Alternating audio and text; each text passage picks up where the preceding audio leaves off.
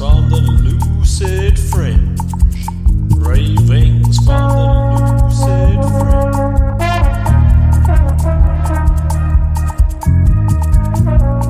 Musings from an unpasteurized life.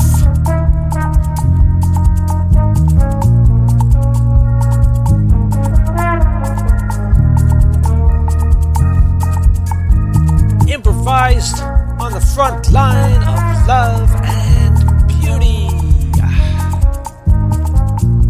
Welcome, I'm Semeric Yarrow. This week on Ravings from the Lucid Fringe, episode 55. From the Basque country to Paris. Expedition to Atlantica, part 7. Basques and Clowns. A farewell to Spain, arrival in Avignon. Graffiti on nearby walls and fish and chips on plastic chairs on a concrete patio. Nájera is a little different from the smooth and stylish Spain we've seen so far. It feels to us like a taste of the everyday, even the working class. Even though it's in the region of La Rioja where the Spanish wine industry is based. The prices are a little more basic too. It's a hot evening, for we've come inland one more time. We could have headed for Burgos, which is apparently another of those wonderful little cathedral cities, but I decided to put a pin in the map and choose something a little less common. Perhaps more Wolverhampton than Oxford, or more Boxburg than Kruger Park. We've descended from the Cantabrian peaks, which was a lovely route, much less busy than the Picos de Europa, and with lush but gently bushy slopes. A donkey and a horse, who seemed to be buddies, shifted out of the way on our road up. We stopped to picnic under trees, where some English bikers were also finding shade, but otherwise life had been going on as if there was nothing special about the summer holidays. We cooled off in a pleasing waterfall near the road, where a less pleasing horsefly took its chance to get stuck into my leg. Yet as soon as we'd crossed over the summits, the dry heat of Castile-Leon was back with us, as well as a fair amount of industrial clusters, it seems. How tourism has changed. Although perhaps in Spain, which usually absorbs tourists like a sponge, that's a relative thing. Asturias, where we just came from, used to be a quiet, agricultural kind of place, its lovely mountains and intriguing history rejected by those who come to Spain for sun. Now it's the new place to be, and Cantabria next door chimes in with lots of Paleolithic rock art, cool beaches and wildlife parks that we don't get to. To be fair, although I would love to see a bear in the wild or other indigenous fauna, seeing zebras and cheetahs from our own part of the world is not high on our European bucket list.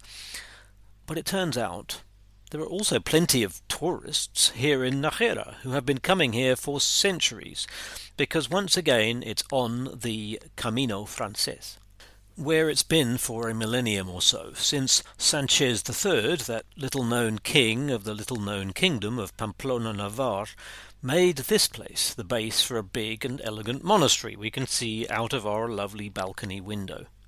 And he did that to capture the Camino Peregrino, or perhaps tourist, trade. We have fun sticking our heads through fairground images of knights and ladies. It seems even the Boxburgs of Spain have history and style oozing through them. In fact, all the way through our week of driving we've enjoyed the window boxes, the colourful flowers everywhere, the way people make an effort to make the outsides of their homes look nice in all the little places we've been through. Here's a river to cool off beside too, but we have a long drive the next morning, so don't want to push things too late tonight. My final big turn at the wheel is north once more, on highways into Navarre and then the Basque country. As we head north, the tree-covered hills of the region start rising up and down, and the car descends what must be the longest continuous slope I've ever driven down.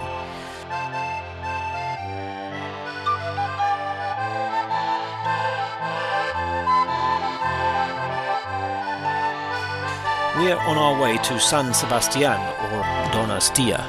the latter name its Basque version.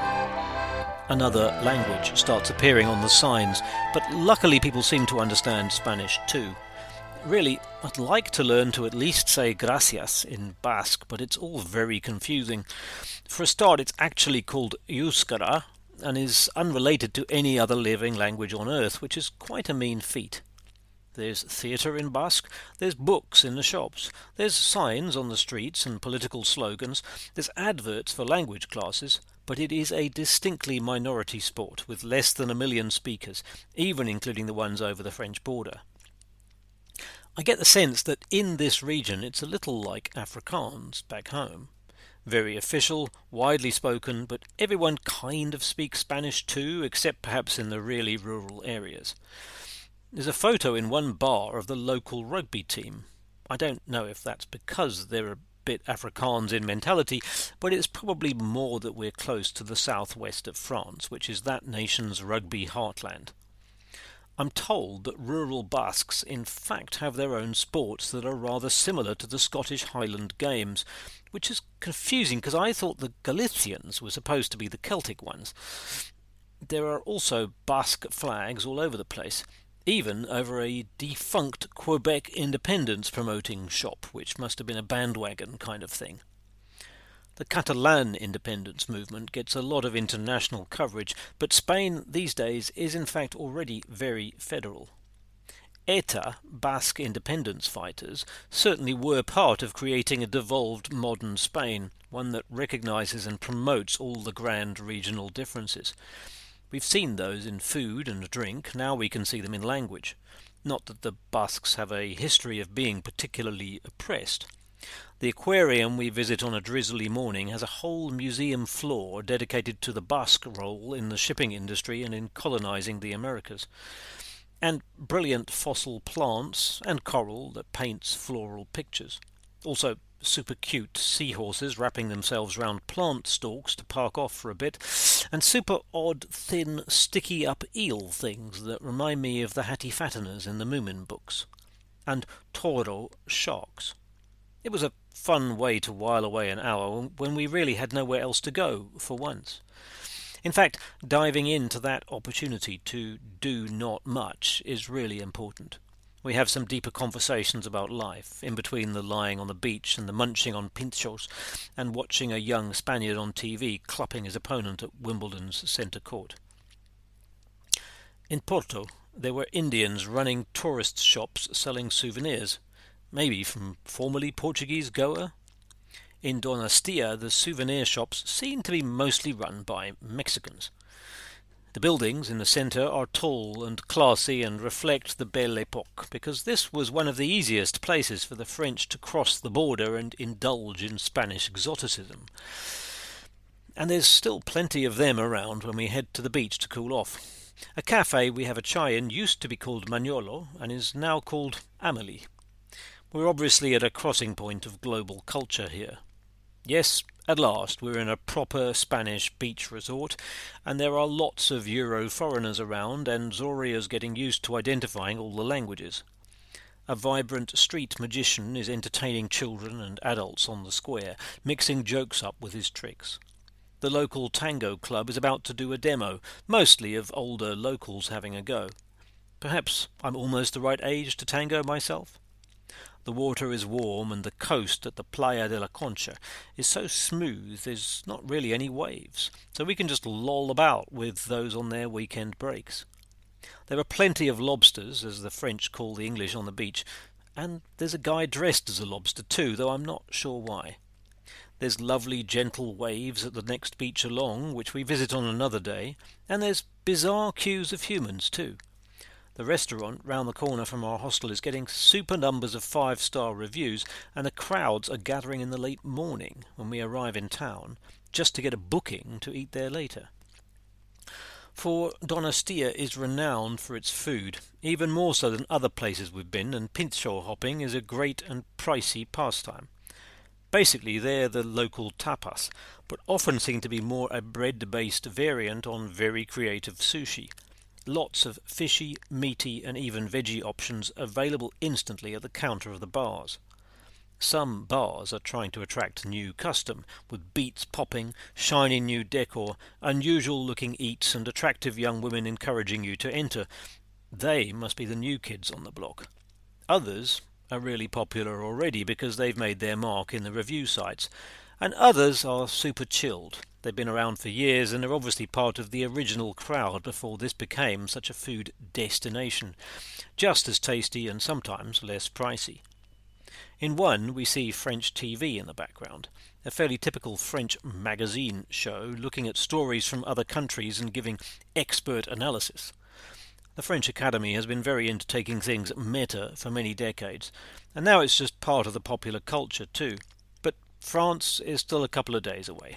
For tonight, we're dancing this wave of miniature culinary creativity.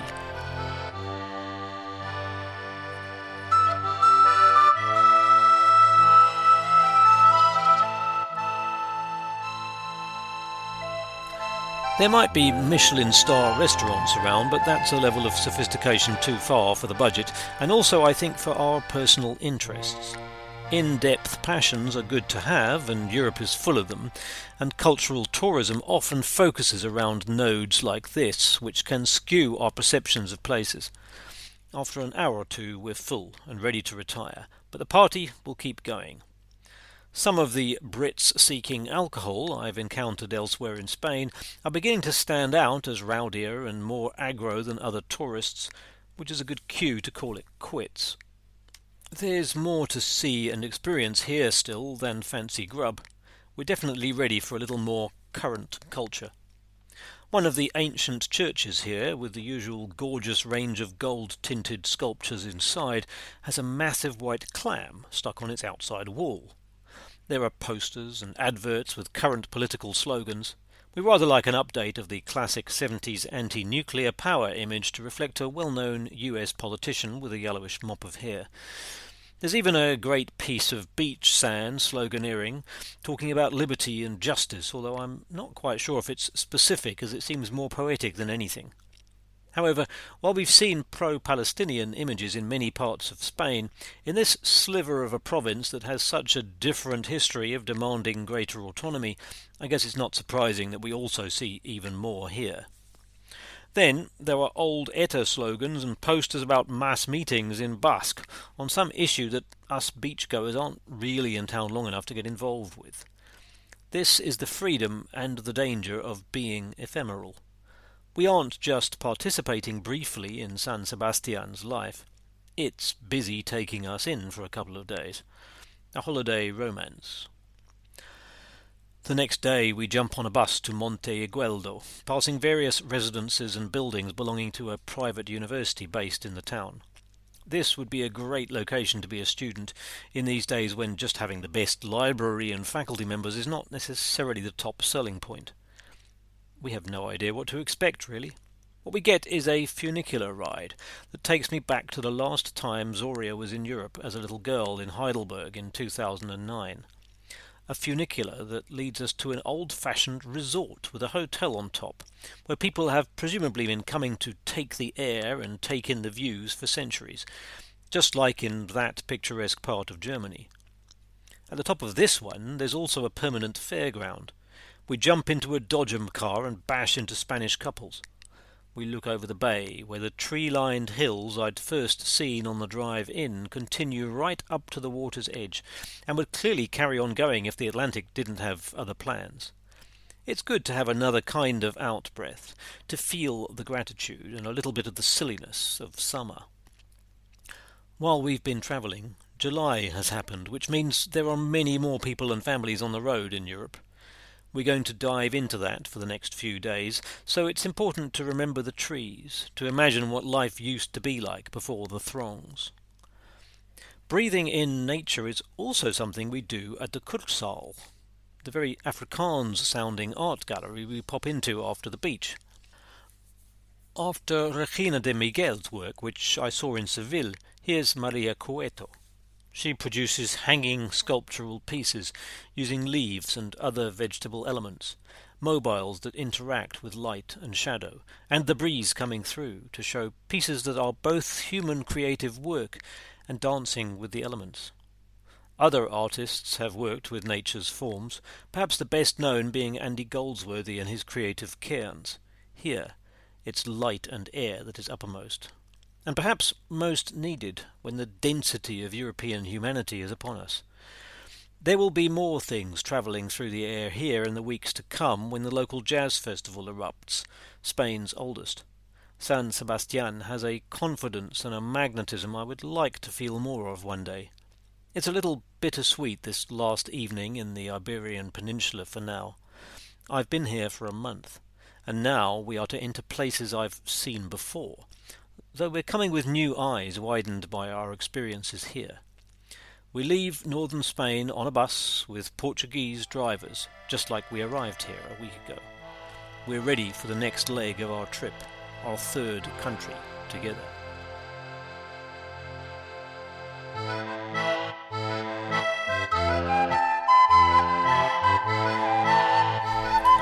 Provence. I wake in the morning with memories. Roman amphitheatres, French being spoken at speed, and more specifically, half a bridge sticking into the river which the bus passes. Even Zorya, who's never been to France before, has that children's song on her lips. We're arriving in Avignon, which I spent a few hot summer hours in with my host family on a school exchange when I was 14, while my exchange partner Jean-Pierre played his clarinet. The last time I was in France was in the Pyrenees when I was 17, many decades ago. Yet hearing French spoken is somehow comforting. It's a language I have been engaging with, however imperfectly, since I was a small boy. In the intervening decades I've learned a lot more about Avignon, even imagined it and written about it creatively. The papal palace we will go past the next day is massive, imposing, a grandiose structure exuding power and defence from a time when this walled city was an enclave, a principality where the prince was also the pope. Sometimes just evading chaos in Italy, sometimes actively picking fights with other popes. But even back then it wasn't the only gig in town, and it isn't the reason we're here this time. There were plenty of festivals in the streets of medieval Avignon because France has a very long tradition of jongleurs, street entertainers who are much more than jugglers, but also sometimes that. Today it's the host city for the French version of the Grahamstown or Mackanda Festival, or the Edinburgh Festival, or the Adelaide Festival if you're Australian apparently, and it is absolutely next level. I'm not sure what to make of the French yet in coming back here. It was sweet to see an old Renault 4 in Yannes last week, which was the car my Francophile father drove when I was a kid. Back then I came here with wide eyes and open ears, meeting a people who spoke something other than English and had no intention of doing otherwise. However, in the decades since then I've heard terms like pomposity and snobbish and over-intellectual thrown at them. We plan to keep an open mind, and much of that potential negativity is very quickly dismantled here at the festival. For a start, by meeting our warm and engaging host, Laure, who's in the process of moving to a more rural setting in the hills that she plans to be a spiritual and artistic retreat space. She's a former Steiner School parent and a critical thinker who leaves interesting books lying around on ecological philosophy, and an NGO worker, and a photographer with some great pieces she puts up around the house. Given where we've just been, I like the irony of two young women soaking up the sun at the beach with an image of death next to them, who will catch us all in the end. Or another with a model wearing entirely plastic bags, heading off with a shopping trolley. Consumerism is right there, catching us out the whole time. Good to be aware of it. She also has a hilarious map of Europe up, full of chauvinist labels for foreigners and other French people. Besides being alcoholics and roast beefs, it seems the English are also known for having brooms up the arse, which definitely fits. But the French are apparently known even by themselves for going on strike, pretentiousness, and navel-gazing. Entering the old city, we are met by increasing numbers of artists promoting their shows. The first is talking about fertility awareness for women. Another describes the play he's in, based on the true life experience of morphine hallucinations in a coma. Some are in full outfits, including one or two popes and bishops carrying old-fashioned ghetto blasters playing retro funk. There are mime artists sitting mysteriously in cafes before moving on en masse. There's lots of really good live music too, from the ones dressed as Mozart and pounding out top-notch classical stuff with a twist, to the energetic young troupe who perform Edith Piaf and Barbara songs with engaging accordion, to the keyboard improviser who alters his tunes depending on who's walking past. The promoters are wonderfully enthusiastic. They come and talk in depth about the emotional meaning and direction of whatever it is they're putting on. There are posters plastering the walls with an incredible richness of options, much of it a huge variety of theatre. All in all, Avignon has the largest fringe festival in the world, Avignon Off, and it shows. I worry that there won't be enough of a crowd at many of these events. I've been to a few Edinburgh and Grahamstown shows with an audience in the single figures. We don't have that experience at all, though. Everyone we see gets a decent-sized receptive audience, including the very sweet and gently spiritual Taiwanese dance troupe we go to, taking Tai Chi as their background inspiration, but with youthful energy and some lovely subtle creativity. For this is definitely a French-focused but global festival.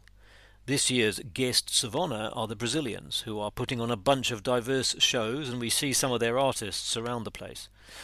We choose to go to an extraordinary piece of multimedia theatre put on by two exiled Russians, telling the story of the late Soviet Union, the disaster of the Soviet invasion of Afghanistan, the subsequent corruption and cratering of hope, while interacting dramatically with a table of food and drink and a CCTV camera set up upon it. Using English, Russian and French translation, it was a whirlwind of intense experience. And in the evening we're also able to go to a clown show, who've promoted themselves at us during the day. Clowning, in the French tradition of the Lecoq school, is a world away from the mainstream, almost scary circus clown. This was the most we have laughed on our trip, and perhaps all year. Continuously funny, inventive, edgy, it was clowning staged with full interaction with the lighting and the sound design, as well as the audience, with post-apocalyptic props and tramp costumes that made me instantly aware of how much absurd theatre and Beckett owes to the French clown tradition. The whole story, such as it was, revolved around three guys trying but failing to make a cup of tea for an hour and a half before their final, utterly ridiculous success, involving mosquito impersonations and on-stage showers.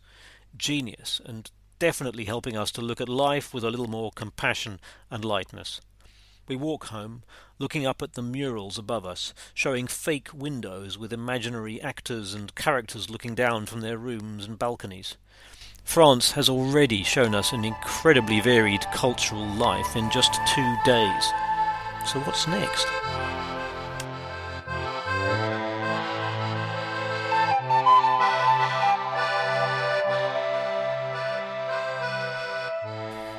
July in Paris, finding the Parisian pulse.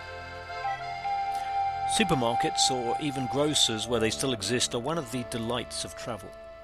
What's immediately apparent from French ones is that there's a lot of produits bio on offer, organic. This isn't too surprising in the home of the slow food artisan rebellion. There's brie, for example, at knockdown budget prices. Or there's real camembert, which is always made with raw milk. A conglomerate has been trying to get their version, the authentic camembert label, for ages, but as they use pasteurized stuff, the body in charge of that particular appellation continues to reject them.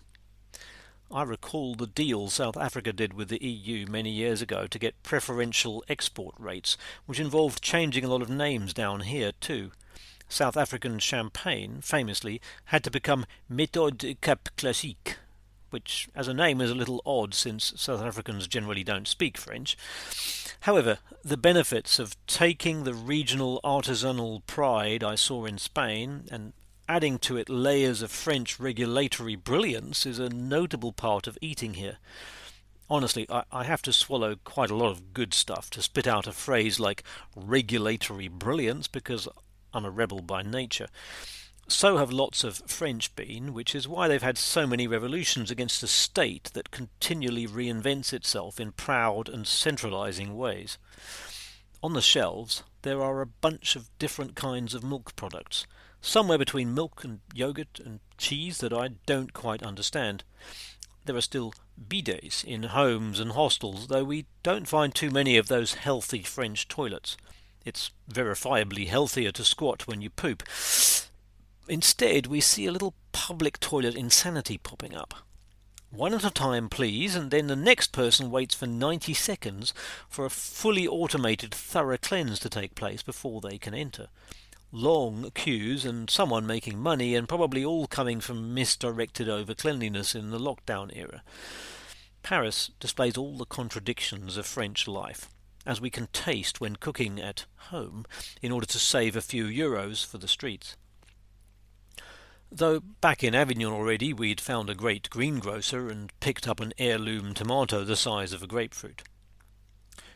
Also in Avignon I'd taken Zorya along to a new French play, a two-hander but with 5 characters being played, a comic and tragic slice of life with great performances about relationships and confusion. Zorya couldn't understand everything, but she could appreciate the performances. I also went on my own to another two-hander show, another new play, another slice of life, with 2 blood brothers from school and their journey through the cutthroat world of French haute cuisine. The French do these things extremely well, these in-depth explorations of real-world things. I'm pretty sure, however, that they do a lot of other stories well too.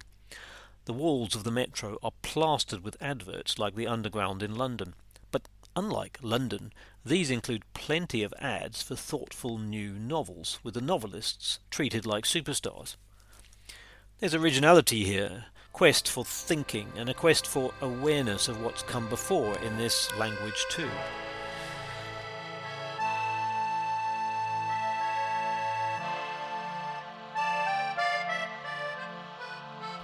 The novel I've actually bought was a pin-in-the-map moment. I read at the bookshop nearest to us, there are so many bookshops, is run by an incredibly rude Frenchwoman who gets 1-star reviews on Google regularly.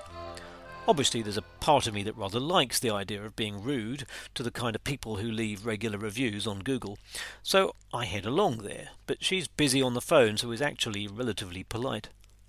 The novel I choose, Comédie Française, is a flawed modern epic, almost aiming at giving a picture of modern France, like Delillo's Underworld did for the USA.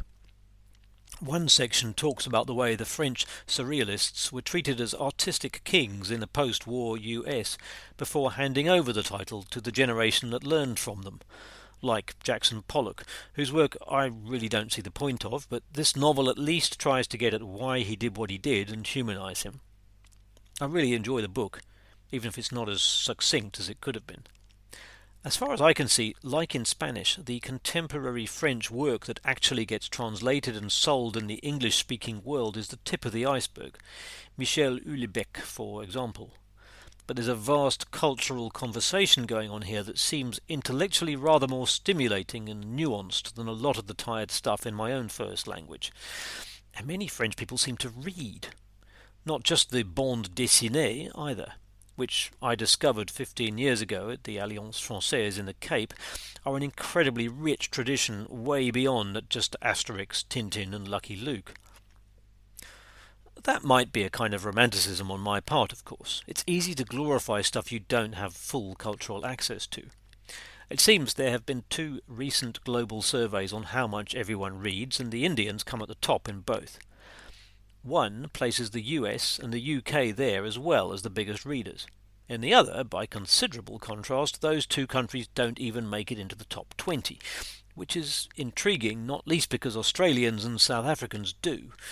I don't really know what to make of all that, except to say that I'm pretty sure a lot of what's read by the average English speaker is fairly bland or mainstream headline stuff, that it might be easier to avoid if you mostly read a less globalized language.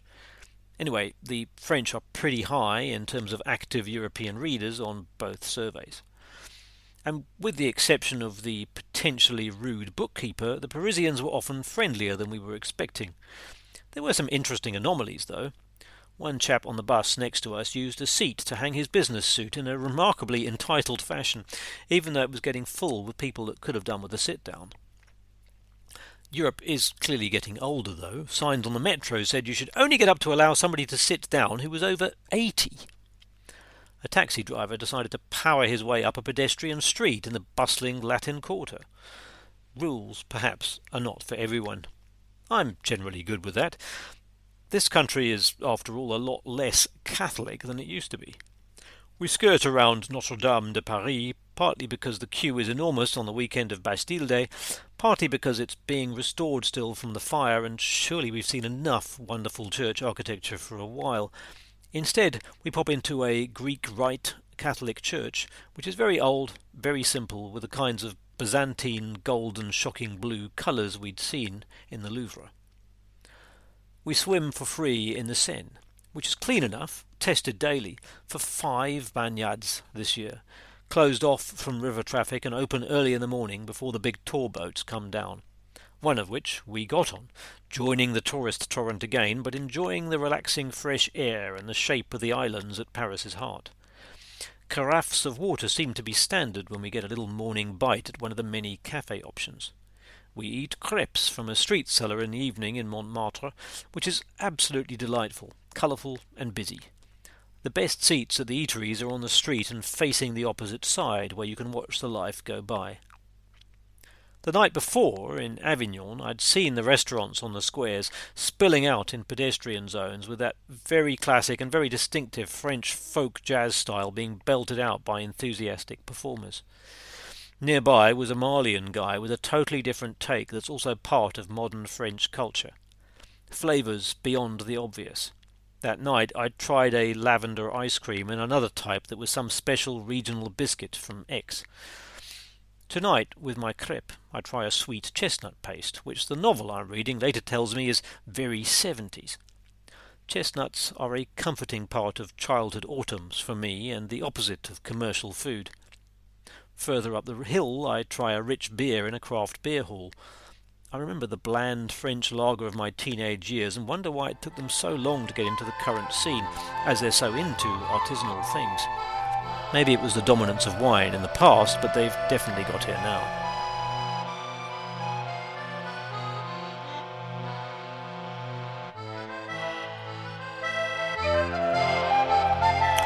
There's a Tibetan restaurant, which I might have suggested we try if we'd been staying longer, and lots of fondue places. In fact, the range in such an eat-out city is potentially overwhelming. Zorya gets Thai takeout. We stand in the queue behind 2 soldiers. They're a slightly more disconcerting aspect of the big French state. Besides the naming of everything after Fifth Republic presidents, France's modern version of monarchs. In Avignon, with all the anarchic creativity going on, it was rather jarring to also see soldiers visibly marching through the main street. Apparently it has been happening ever since the terrorist attacks in the 2010s. France is a little on edge, a little on high alert at all times. There's a great street party being thrown outside Basque metro station, which is organised by the Young Communists. Honestly, in South Africa the SACP was still kind of a thing when they were in alliance with the first democratic governments, but seems to have quietly headed into the intellectual hinterland. That's clearly not the case in Paris, and perhaps even less so in Montmartre, which has long been a home for radicals, artists and poets. At the top of Montmartre, which we're delighted to be able to reach via an extremely regular funicular, the Paris transport network is as good as any we've used, and we've had nothing but good experiences in Atlantica so far. As we wind round the warren of charming streets, we land in a square with a market and a small town field. I can't imagine anything quite as stylish as this rural suburb happening in central London, though perhaps it might a little north in Hampstead. But in Montmartre there's protests against rent hikes and gentrifying. There's a sign at the place we eat out that declares the first Montmartre grocer was based here, and another that says the local communal syndicate twinned Montmartre with a commune elsewhere. It all feels rather more part of an egalitarian struggle than Hampstead could hope to be. There's a violinist playing beautifully, and a whole series of street panels talking about Van Gogh's life here. There's a small holding that has the community's vineyard on it. There's the Lapin Agile, which we did a play about at school a few years ago. Classic Paris chansons are being sung at the revue there, though we'd have to have top-notch French to understand them properly. Another time, perhaps. Looking out over Paris, there's the crowds sitting in front of the Sacré-Cœur, listening to cover artists and having a jaw.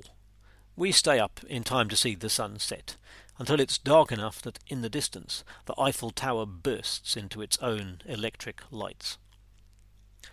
I spent a day in Paris as a teenager, I think 2 nights, both in a tent in the Bois de Boulogne, which is a red light district that once also held the public camping grounds. They've been closed down in the intervening decades. I remember it pouring with rain and the ground being very hard, but also that my dad had finally relented and brought us to the big city for a taste. Mostly, I remember being impressed by the mechanical street sweeping machines, and getting into the Louvre to see La Joconde, and eating in some cafe, and going up the Eiffel Tower, so the usual Parisian quick taste thing. With new eyes, I head up it again, this time to join my daughter, who virtually sprints up to the 2nd floor. The tower is so much part of general world culture, the ultimate tourist site, that it's difficult to step back from that. At Africa Burn this year, there was a mini Eiffel in wood at the Petit Paris camp, except that the real tower itself calls for stepping back from it. It's basically a cathedral to the Industrial Revolution. It's enormous. It conjures up in Art Nouveau lettering the names of all the companies that supported its construction. If you strip back to what it really is, there's a huge story here to appreciate. Elegance in cast iron, like the lacework outside Abbesse Metro, a smaller version of the same idea. The next morning we wander down the Champs-Élysées, as you do, past the headquarters of Louis Vuitton, and probably other fashionable companies I have no relationship with, stemming from that time when the French cornered the market in perfume and fancy clothes, to cover up the European hatred of washing oneself. The Arc de Triomphe is, like the later Tour, very big, and the traffic circle around it has 8 huge boulevards spidering away from it, which is ridiculous. What Napoleonic thinking definitely gave the French of the 19th century was a sense of bigness, such that they cleared multiple districts to give the world the idea of tree-lined boulevards. The Louvre, too, has its story, but since I last went 40 years ago, there's a more modern edition. Of course, in the Tuileries outside, there's remnants of the Olympics last year, and a clean energy hot air balloon thing shining futuristically in the centre. But that's not what's shocking. It's the upmarket underground shopping mall at the entrance that is really something else. For a while we're not sure we're actually at the right place. There are macarons, a tiny coloured biscuit I'm not really interested in trying, for €3 each. You can also get 2 charms, which are kind of plastic goodies you can stick on necklaces, for the bargain price of €99. That's about 2,000 rand. Even the public toilet costs more here than anywhere else in Paris. Once in, we take various escalators to the Mona Lisa, where we start by taking photos of the numbers of people taking photos. It takes 10 minutes of patience to reach the front and take our own photos that pretend we were there at an empty time. It's a ritual, I suppose, of seeing the global tourist torrent and jumping in for a while.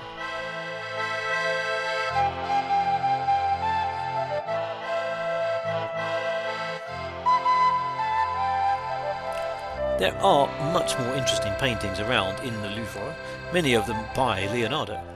The Louvre is a project of the French Revolution, a royal palace converted into a public cultural zone, except that it then fills up with ill-gotten gains in the usual fashion, looted from Italy in the Revolutionary Wars and then by Napoleon. I do like that medieval stylistic stuff, Giotto and co., aiming at a beauty that is less preoccupied with capturing reality than the stuff that followed.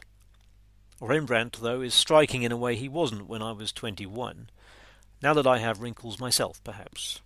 It's also interesting from a historical place to look at images I've taught over and over again. Napoleon crowning himself, Marat in the bath being turned into a martyr by David, Louis XIV being as camp or zesty as only the most powerful man in Europe got to be, heroic classical themes taken on. Napoleon III used part of the place for his enormous state rooms. And then there's Cyrus the Great's palace from Persia.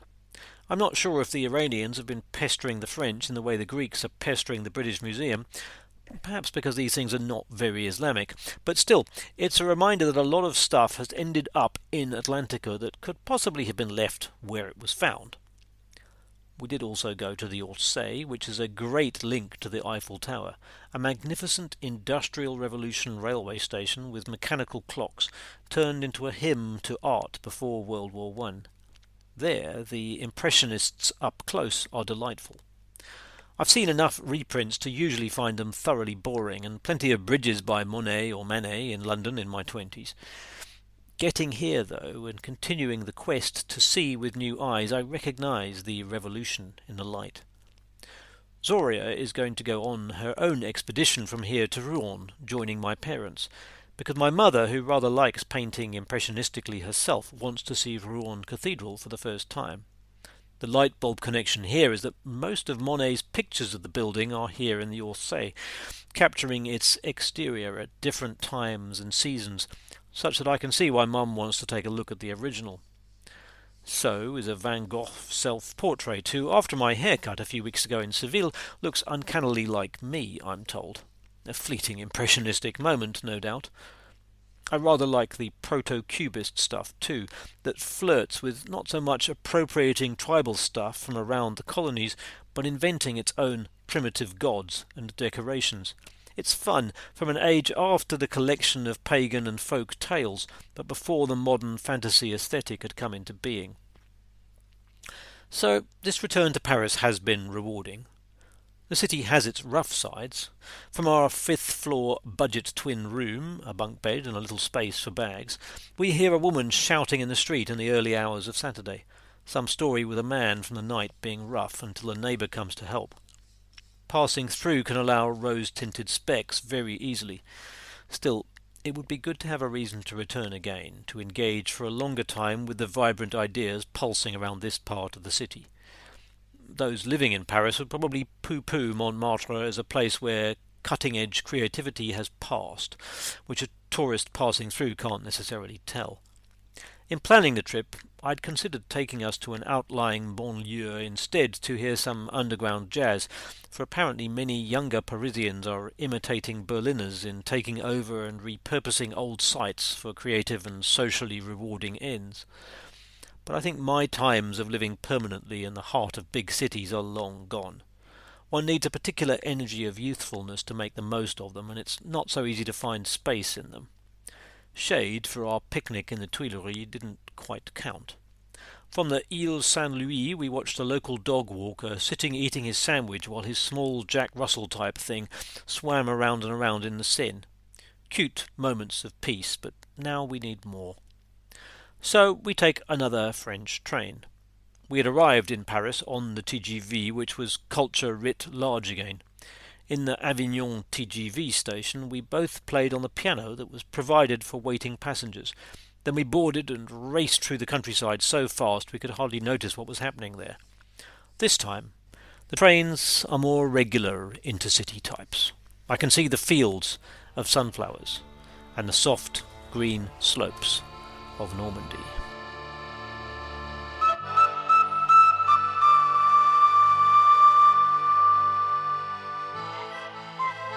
So, thank you for listening to this latest episode in the series, and you can find all of my articles and my recordings at lucidfringe.substack.com, except my music and poetry from the past, which is all available at simrickyarrow.bandcamp.com, and the background recordings and sounds that you will have heard are all either from those recordings or they are my own. Please do give this a rating if it's on your podcast app. Please spread the word if you enjoy what you hear, and if you want to give me some feedback or commentary, of course I'm very open to that. Any suggestions for future episodes? Okay, enjoy. See you next time.